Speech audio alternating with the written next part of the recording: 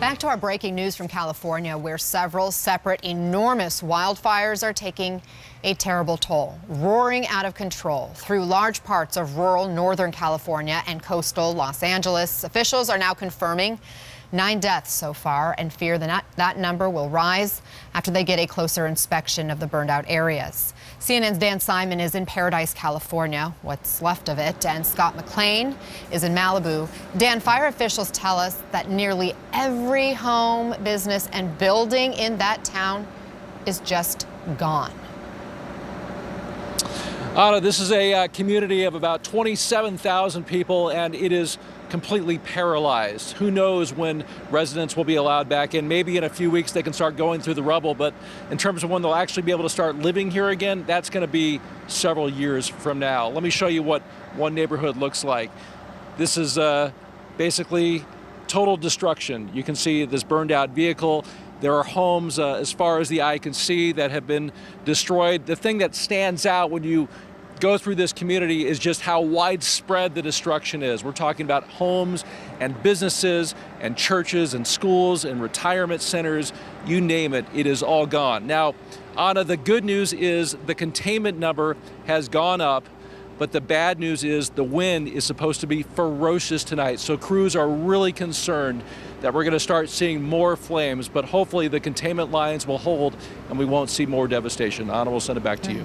The skyline behind you is just kind of eerie looking. Dan Simon, thank you for that reporting. Scott, you were there in Malibu. Hundreds of thousands of people have wisely followed the evacuation orders. You and your crew, I know, saw for yourself today just how destructive the fires are there. What's the latest?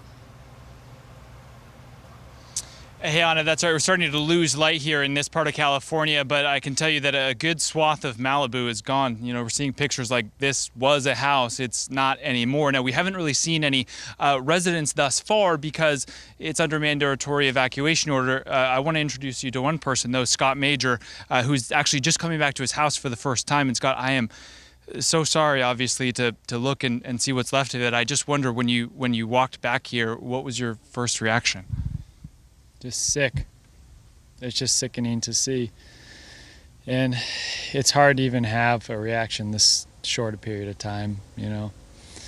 I pretty much knew the house was going to be gone when I left yesterday, trying to fight the fire coming up through the canyon with my dad, but you never really know until you see it. And it's gone. I mean, we have a lot to put back together, and just got to keep pushing forward. I don't know what else you can do. You mentioned you were trying to fight the fire off. I wonder how successful you were with that and what you had to do that. Yeah, obviously we weren't successful. Yeah, we had a few hoses and a few garden sprinkler setups, but it wasn't nearly enough for this canyon down here. It's thick. It's never burned to my knowledge. So at what point did you decide that it was too dangerous to be here?